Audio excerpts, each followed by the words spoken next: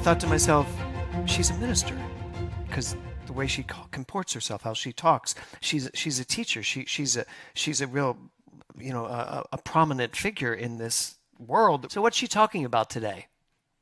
Oh,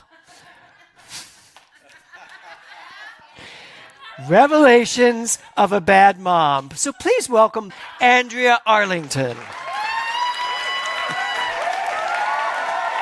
I'm here with my dear friend, Andrea Arlington. And Andrea, you single-handedly changed the way I look at addiction and I look at recovery. It changed my life because everything that I now hear and see about addiction and recovery and the opioid crisis, I see through a new, clearer lens, and that's because of you. Every time we shame somebody else, it triggers the same area of the brain that trauma does. Okay. And when we're traumatized, we go right into that fight-flight mechanism, and we want out. Is that kind of like if you divorce one person and then you go find another, they're exactly the same personality and quality? That's what I thought. I've done that. I'm so grateful that I've been down this road before because it helps me help other parents to avoid the stupid choices that I made while I was trying to control and conquer this crazy behavior that our kids get into when they're using. It's been phenomenal being able to walk side by side. I have some great relationships in my life today. I've got amazing kids, and I'm a grandma, and I work with people who feel flawed, just like that 14-year-old did, and they're doing good too. And I was like, do you mind taking the helmet off? And she actually did. And that was a beautiful moment.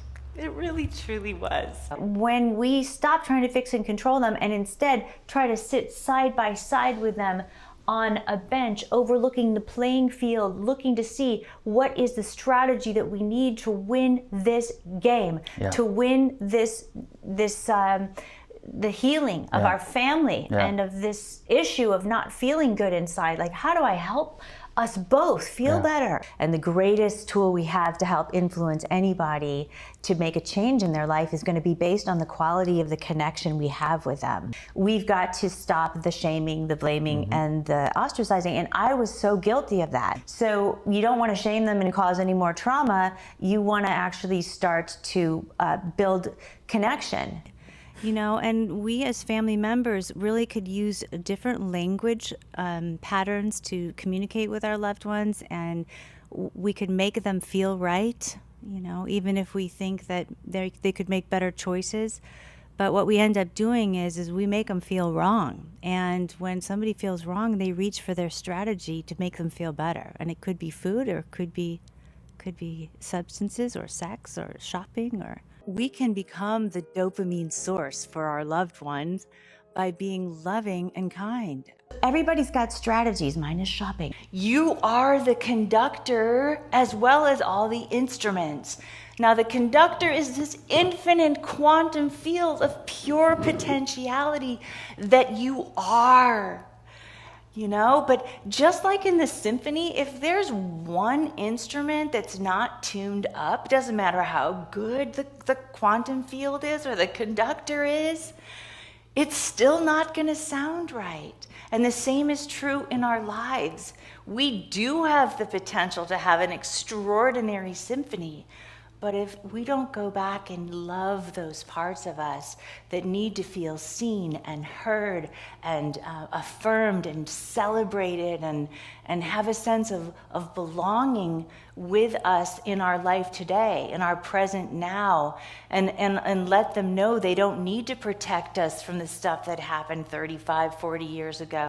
She's in jail. She's going to get out. She's going to be fine. She's going to go to school. She's going to pay me the $50,000 she stole from me, and we're going to be good. If somebody did something, I was on it right away, right? Don't embarrass me. That is, I believe that's what I would have done before I met you.